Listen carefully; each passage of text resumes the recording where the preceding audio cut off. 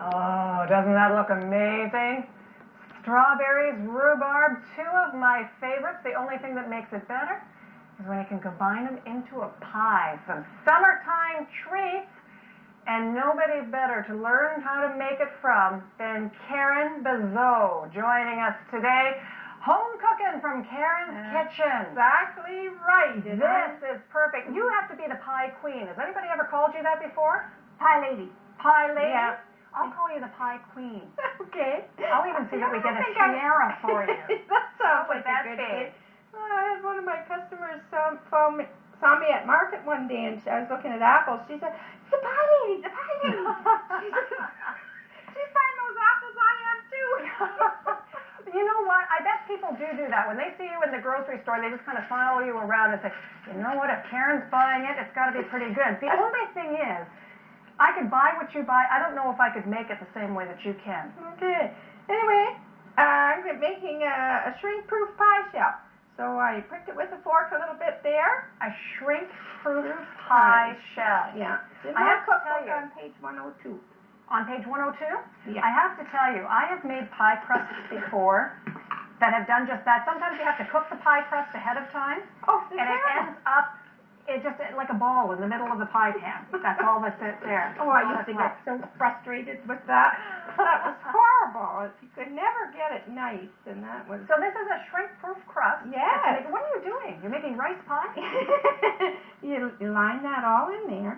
This is just dry rice, the white rice that you put in there. That's right. And wax paper? Yeah. You put it in the oven at 425 for 15 minutes. The wax paper can go in the oven? Yeah. That's okay. Yes. Also, the weight of the rice then is just going to keep the pie shaped the way it should be. Yeah. Yes. I catch on. That's right. I catch on after a while. So when it comes out of the oven, then I just take the, if I can get the lid off. The rice off? There we go. This is what it looks like. Okay, so it's just a little bit parched around the edges. Yeah. And the rice is okay. Good. Yeah, you can use it There you go. over again. To weight down your next pie crust. Yeah. I love that. Yeah. Maybe you can answer a question for me. Some pies, you just put the filling and everything inside the pie crust and cook it up all together. Other things, you have to pre-bake the pie crust for. Yes. So if we're doing strawberries and rhubarb today, is that one of the crusts that you want pre-baked? Before you put everything in? You want to pre-bake that. Okay. Yeah. Yeah. Okay. So this is what it came out like. Look at that. I just wish once I could make a pie crust that looks like that. That's right. Well, now you know That's how. fabulous. Okay. I call you. I call the pie lady. Okay, that's right. I say, can you make me a crust, please, Karen? Yeah, so this is what I do. Now this goes around.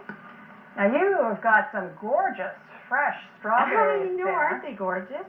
This is one of the things I love, that now, once upon a time, you could only get fresh strawberries in a store or go out and pick them, early in the season. Yeah. Now it seems you can get fresh strawberries starting in about May right through till October in the grocery store if you want to. I know, but they don't really taste quite like these do. When it comes right from a garden. Oh, some of them are pretty good. Yeah. Do you ever use frozen strawberries when you make a pie? Oh, yes. And this one. That one's a frozen strawberry pie? Yeah, frozen rhubarb. And do you freeze them whole, like you've got them here, or how do you prepare them when you're freezing them? Well, I mash them up a bit. And then Do you? Yeah, and then I freeze them in the amount of like a cup and a half in one of those bags. Okay. And then then I do my rhubarb in about 3-cup bag. So then when I'm ready to do it, I just put them together, the rhubarb and the strawberry in a bowl, and I add the instant gel that I use. Okay. With the sugar. Look at you, you're like an artist at work here. Yeah. Putting these all together. And the tips always go up, right? Yeah. That's something I learned from my mom. Yeah. You want to put them up there so it looks nice. Okay. So Is there anything that's too full when you're talking strawberries in a pie? Well, I wouldn't want to be too... My answer is no. But well, what I did now, I had about a cup and a half of smaller berries that weren't as nice as this, that I mushed up, and then I put a cup and a half of water, and I cooked that for about 2 minutes. And then I took my trusty sieve, and I pour it all in there. And so just kind of strain it through. And then you threw the pulp out. Right. And save the juice. And then you put in 3/4 cup of sugar mixed with 3 tablespoons of cornstarch. So when you were talking about the gel that you put over top, this isn't the store-bought kind of mixture. No, this is a powder, but okay. I haven't used it for this. Okay. At all. So mash it up. Anyway, and this is the juice that came out of that berry. See, a lot of people don't know about the juice and making it with the actual berries. I don't know the store. That. Well, that's it. You go to the store and you buy those little gel packs that you kind of mix up and you put on, and it looks shiny and nice, but I don't know how it tastes. No. Look at that. Of all the pies you've made, I bet you've made thousands in your life. Yeah. Of all the pies you make, is there still one that you can say is your all-time favorite? Well, probably the Dutch apple. Everybody really likes that one. That's got all My son would love you. That's his favorite. That's his absolute favorite. It's a Dutch apple pie. Oh, and the la pièce de résistance. This is my siphon, and I've had this for a long, long time. Makes whipped cream. Just put 2 cups of cream in there, whipping cream. The real thing, as opposed to the can. Yeah. I don't want to make it fancy here. Look at that. Oh my goodness. Isn't that the best Summertime treats. This is fabulous. Isn't that the best thing you ever saw? It is. It absolutely is. Yeah, there you go. Look at that. You enjoy the flavor of summer all season long with pies like that. Well, almost like that, because I don't think anybody can make them quite like Karen Bezeau can. But you can try if you get her cookbook. Well, that was cooking from Karen's Kitchen. It's right in there. What do you call it? Your never fail pie crust? Yes.